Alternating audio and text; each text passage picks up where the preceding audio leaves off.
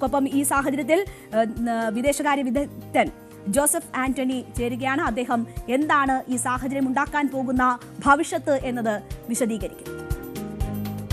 ലോകത്ത് അസമാധാനവും അശാന്തിയും അരാജകത്വവും വർദ്ധിപ്പിക്കുന്നതിന് വേണ്ടിയിട്ടാണ് താൻ അധികാരം ഏറ്റെടുത്തിരിക്കുന്നതെന്ന് ഒരിക്കൽ കൂടി തെളിയിച്ചിരിക്കുകയാണ് അമേരിക്കൻ പ്രസിഡന്റ് ഡൊണാൾഡ് ട്രംപ്. അധികാരം ഏറ്റെടുത്തപ്പോൾ അദ്ദേഹം പറഞ്ഞ പ്രധാനപ്പെട്ട 2 കാര്യങ്ങളുണ്ട്. ഒന്ന്, I am a peace president, ഞാനൊരു സമാധാന പ്രസിഡന്റ് ആയിരിക്കും എന്ന് മാത്രമല്ല, എനിക്ക് മുൻപുണ്ടായിരുന്ന ഭരണാധികാരികൾ ചെയ്തതുപോലെ ഞാൻ ഒരു കാരണവശാലും നിരന്തരമായ യുദ്ധങ്ങളിലേക്ക് മറ്റ് രാജ്യങ്ങളിലേക്ക് കടന്നു കയറില്ല എന്ന് പറഞ്ഞു. ഈ 2 കാര്യങ്ങളും അവാസ്തവമായിരുന്നുവെന്നും വളരെ നഗ്നമായി അവ ലംഘിക്കപ്പെട്ടിരിക്കുന്നു എന്നും നമുക്ക് ഇവിടെ വെനസ്വേലയുടെ കാര്യത്തിൽ കാണാൻ കഴിയും. ഇപ്പോൾ എന്താ നമ്മൾ കാണുന്നത് എന്താണ്? വെനസ്വേല എന്ന് പറയുന്ന സ്വതന്ത്ര പരമാധികാര രാജ്യത്തിലേക്ക് കടന്നു കയറി പട്ടാളത്തെ അയച്ച് അവിടെ ബോംബാക്രമണങ്ങൾ നടത്തി അവരുടെ പ്രസിഡന്റിനെയും അദ്ദേഹത്തിൻ്റെ ഭാര്യയും പിടിച്ചുകൊണ്ടുപോയി എന്ന് അമേരിക്കൻ പ്രസിഡന്റ് തന്നെ പറഞ്ഞിരിക്കുകയാണ്. എന്താണ് കാര്യം? അമേരിക്കയും വെനസ്വേലയും തമ്മിൽ യുദ്ധം നടക്കുന്നുണ്ടോ? തർക്കങ്ങളുണ്ടോ? ഒരു പ്രശ്നവുമില്ല. എന്താണ് അദ്ദേഹം തന്നെ, അമേരിക്കൻ പ്രസിഡന്റ് തന്നെ യാതൊരു തെളിവുകളും നിരത്താതെ പറഞ്ഞിരിക്കുന്ന ഒരു കാര്യം, അമേരിക്കയിലേക്ക് മയക്കുമരുന്ന് കയറ്റി അയച്ചുകൊണ്ടിരിക്കുകയാണ് വെനസ്വേല എന്നാണ്. വാസ്തവത്തിൽ എന്താണ്, ഈ വിഷയം പഠിക്കുന്ന ഒരാൾ പോലും പറഞ്ഞിട്ടില്ല വെനസ്വേലയാണ് അമേരിക്കയിലേക്ക് ഫെന്റനിൽ എന്ന് പറയുന്ന വളരെ മാരകമായ മയക്കുമരുന്ന് കടത്തുന്നതെന്ന്. അഥവാ കടത്തുന്നുണ്ടെങ്കിൽ ആകെയുള്ള മയക്കുമരുന്ന് കടത്തിൻ്റെ, ഈ കൊക്കൈൻ മയക്കുമരുന്ന് കടത്തിൻ്റെ വെറും 5% വെനസ്വേല എന്ന് പറയുന്ന രാജ്യത്ത് നിന്ന് പോകുന്നത്. ഏറ്റവും അധികം ആളുകളെ കൊല്ലുന്ന, വർഷാവർഷം ആയിരക്കണക്കിന് ആളുകളെ അമേരിക്കയിൽ കൊന്നുകൊണ്ടിരിക്കുന്ന ഫെന്റനിൽ എന്ന മയക്കുമരുന്ന് അമേരിക്കയിൽ എത്തുന്നത് മെക്സിക്കോ വഴിയും കൊളംബോ വഴിയുമാണ്. ഈ അമേരിക്ക ഈ വെനസ്വേലയിൽ ഈ പറഞ്ഞ ആക്രമണങ്ങൾ നടത്താനായിട്ട് പദ്ധതിയിടുന്ന സന്ദർഭത്തിൽ അമേരിക്കയിൽ ഉൾപ്പെടെയുള്ള ആളുകൾ പറഞ്ഞത്, ഈ വെനസ്വേല എന്ന് പറയുന്ന ദൂരെ കിടക്കുന്ന രാജ്യത്തെ, ലാറ്റിൻ അമേരിക്കൻ രാജ്യത്തിലേക്ക് ആക്രമണം അഴിച്ചുവിടാൻ പോകുന്നതിന് പകരം മെക്സിക്കോ അതിർത്തിയുടെ അപ്പുറത്ത് 1 കിലോമീറ്റർ അപ്പുറത്ത് നിരന്തരമായി പ്രവർത്തിച്ചുകൊണ്ടിരിക്കുന്ന അനധികൃതമായി ഫെന്റനിൽ ഉത്പാദിപ്പിച്ചുകൊണ്ട് അമേരിക്കയിലേക്ക് കടത്തുന്ന ആ ഭാഗത്തേക്ക് ശ്രദ്ധിച്ചാൽ ഈ തീരുന്ന പ്രശ്നമേ ഉള്ളൂ എന്നാണ്. അപ്പോൾ എന്ന് പറഞ്ഞാൽ ഈ യഥാർത്ഥത്തിലുള്ള പ്രശ്നം മയക്കുമരുന്ന് കടത്തല്ല, ഈ വെനസ്വേല എന്ന് പറയുന്ന രാജ്യത്തിൻ്റെ എണ്ണയും അവിടുത്തെ ധാതുക്കളും കൈവശപ്പെടുത്തുക, അതിലൂടെ അവിടുത്തെ നിയന്ത്രണം ഏർപ്പെടുത്തുക. അതോടൊപ്പം തന്നെ ഈ വെനസ്വേല എന്ന് പറയുന്ന രാജ്യത്തു നിന്നും ക്യൂബ ഉൾപ്പെടെയുള്ള രാജ്യങ്ങളിലേക്ക്, ചൈന ഉൾപ്പെടെയുള്ള രാജ്യങ്ങളിലേക്ക് എണ്ണ പോകുന്നതിനെ തടയുക.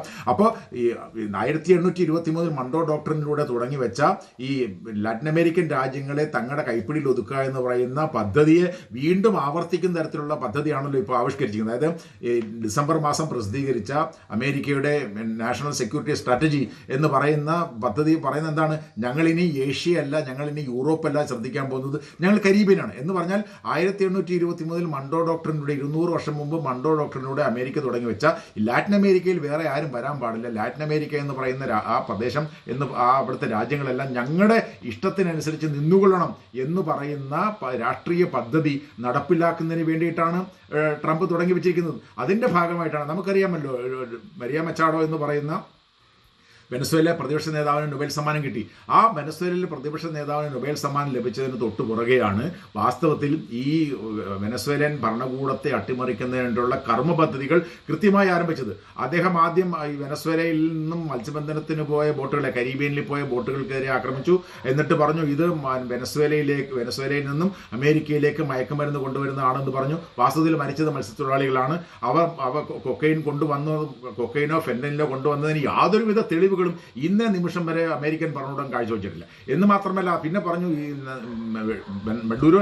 നിക്കോളാസ് മഡുരോയാണ് ഈ എല്ലാ മയക്കുമരുന്ന് കള്ളക്കടത്തിൻ്റെയും അധിപനായിട്ടിരിക്കുന്നയാൾ.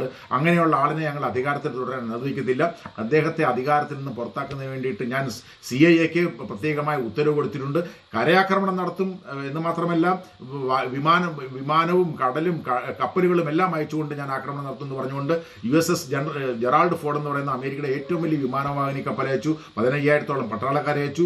അപ്പോൾ അതിന് പുറമെ ഈ പറഞ്ഞ തരത്തിലുള്ള വിമാനങ്ങളെ അയച്ചുകൊണ്ട് അതിനെതിരെ നിരന്തരമായ വിമാന പറക്കൽ പരീക്ഷണങ്ങൾ നടത്തി. അപ്പോൾ ഇതെല്ലാം കാണിക്കുന്നത് എന്താണ്? ഇതെല്ലാം കാണിക്കുന്നത് തീർച്ചയായിട്ടും ഈ സമാധാനം സൃഷ്ടിക്കുക എന്നുള്ളതല്ല. അമേരിക്കൻ പ്രസിഡന്റായിട്ടുള്ള ഡൊണാൾഡ് ട്രംപിന് ഇഷ്ടമില്ലാത്ത ഭരണകൂടങ്ങൾ എവിടെയെല്ലാം ഉണ്ടോ ആ ഭരണകൂടങ്ങളെ അട്ടിമറിക്കുക എന്നുള്ളതാണ്. നമുക്കറിയാം ഇതിനകത്തുള്ള വേറെ ഇരട്ടത്താപ്പ് കൂടി കാണണം. ഈ ഹോണ്ടുറാസ് എന്ന് പറയുന്ന രാജ്യത്തെ യുവാൻ ഹെർണാണ്ടസ് എന്ന് പറയുന്ന പ്രസിഡന്റ് അദ്ദേഹത്തെ അമേരിക്കൻ ഭരണകൂടം തന്നെ മയക്കുമരുന്ന് കള്ളക്കടത്തിൽ അമേരിക്കൻ ഭരണകൂടം തെളിവുകളുടെ അടിസ്ഥാനത്തിൽ 40 വർഷത്തേക്ക് തടവിന് ശിക്ഷിച്ചു. അദ്ദേഹം ജയിലിൽ കിടക്കുകയാണ്.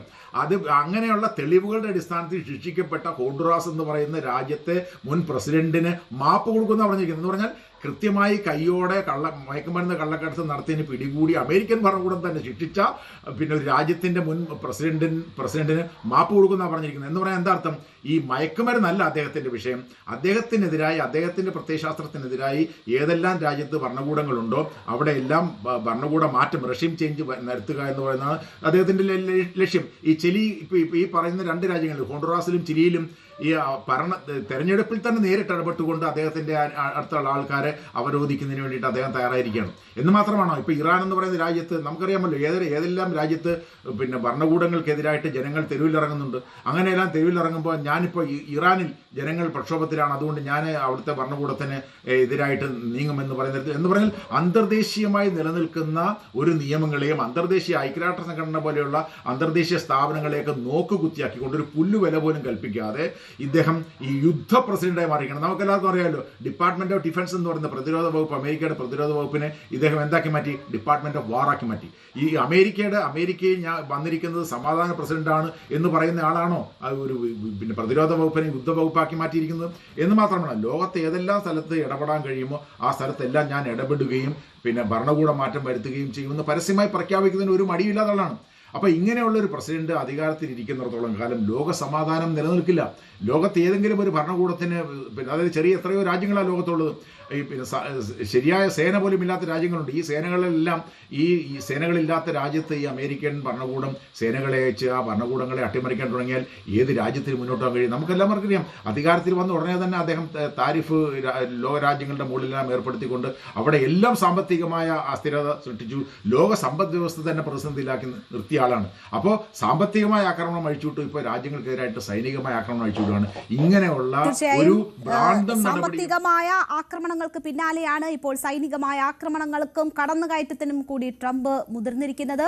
ഇറാന് നേരെയുള്ള ഭീഷണി നമ്മൾ കണ്ടതാണ്. ഇപ്പോൾ വെനസ്വേലയ്ക്ക് നേരെ കഴിഞ്ഞ ദിവസങ്ങളിലൊക്കെ ഉണ്ടായ ഭീഷണിക്ക് പിന്നാലെ ഉണ്ടായിട്ടുള്ള വലിയ കടന്നുകയറ്റമാണ്. പരമാധികാര സ്വതന്ത്ര രാഷ്ട്രത്തിന് മേലാണ് ട്രംപിന്റെ ഈ കടന്നുകയറ്റം ഉണ്ടായിരിക്കുന്നത്. UN പോലും പരിഹസിക്കുകയും നോക്കുകുത്തിയാക്കുകയും ഒക്കെ ചെയ്തതിനു ശേഷമുള്ള ഈ കടന്നുകയറ്റം ലോകത്തെ പോലും ആശങ്കയിലാക്കുന്നതാണ്. എന്തായാലും ട്രംപ് എന്തൊക്കെ ന്യായങ്ങൾ ഇതുമായി ബന്ധപ്പെട്ട് നിരത്തുന്നു എന്നതറിയാൻ നമുക്ക് കാത്തിരിക്കാം.